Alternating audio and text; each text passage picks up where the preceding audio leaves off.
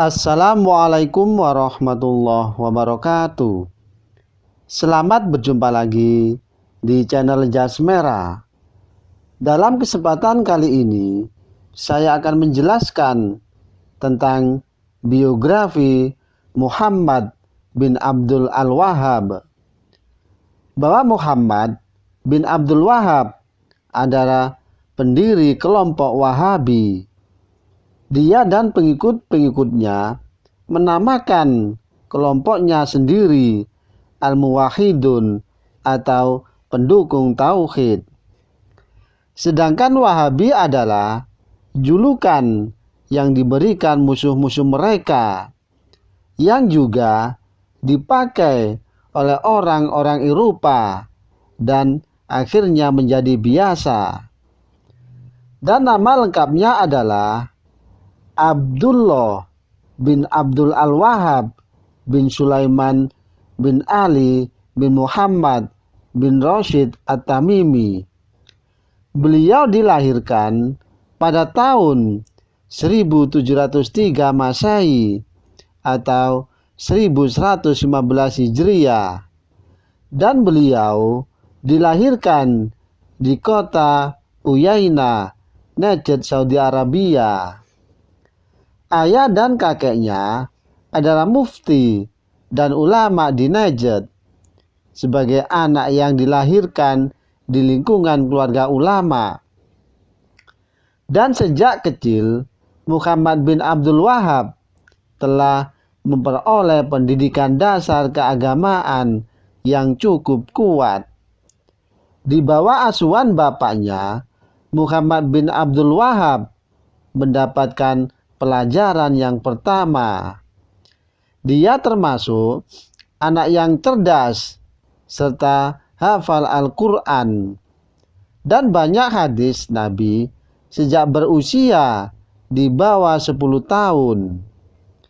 Dengan bapaknya, beliau belajar fikih, madhab Hambali, dan juga ilmu tafsir serta al-hadis.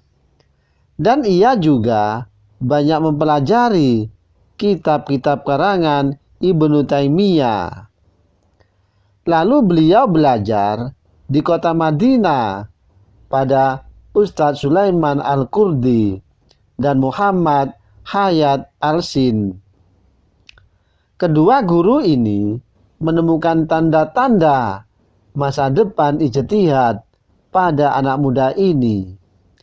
Kemudian anak muda ini mengadakan perjalanan untuk beberapa tahun, dan 4 tahun di Basra, 5 tahun di Baghdad, dan setahun di Kurdistan, 2 tahun di Hamdan, dan 4 tahun di Asfahan.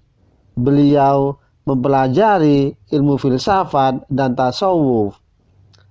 Dan di Basra, beliau mendapatkan semangat juang dari gurunya, yakni Syekh Muhammad Al-Majmu'i.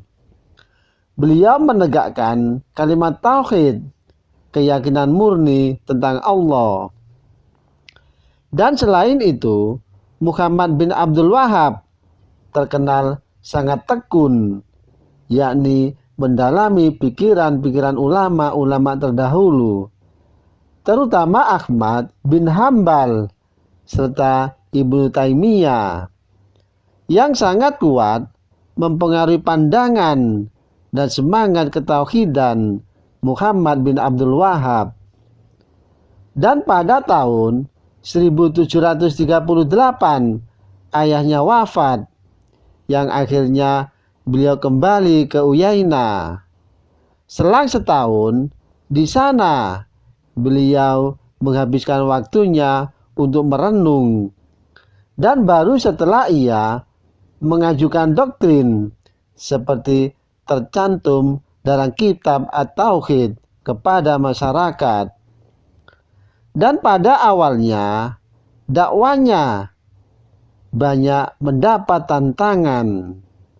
Pandangannya mendapatkan perhatian di luar Uyainah, sehingga beliau pergi ke Dar'iyah dan ia memperoleh pengikut hampir seluruh penduduk di kota, dan di sana ia membangun masjid. Perjuangan Muhammad bin Abdul Wahab di Dar'iyah banyak mendapat tantangan, namun tantangan tersebut dapat dihadapi. Dan berkat dukungan politik sepenuhnya dari Muhammad bin Saud, di tengah-tengah kesibukannya dalam memperjuangkan kemurnian tauhid, ia masih sempat menulis beberapa kitab. Dan salah satu contoh kitab tersebut adalah Majmu' at-Tauhid. Dan pada tahun 1976, Universitas Islam Muhammad bin Saud berhasil mengumpulkan karya-karyanya dan membukukannya menjadi 12 jilid, meliputi bidang tauhid, fikih, hadis, dan tafsir. Dan Muhammad bin Abdul Wahab wafat pada tahun 1795 di kota Dar'iyah. Dan ajarannya diteruskan oleh murid-muridnya, dan misi ini menjadi gerakan reformis yang sangat kuat selama abad ke-18 hingga abad ke-20. Bahkan sampai pada abad ke-21 Masehi. Demikianlah kisah biografi Muhammad bin Abdul Wahab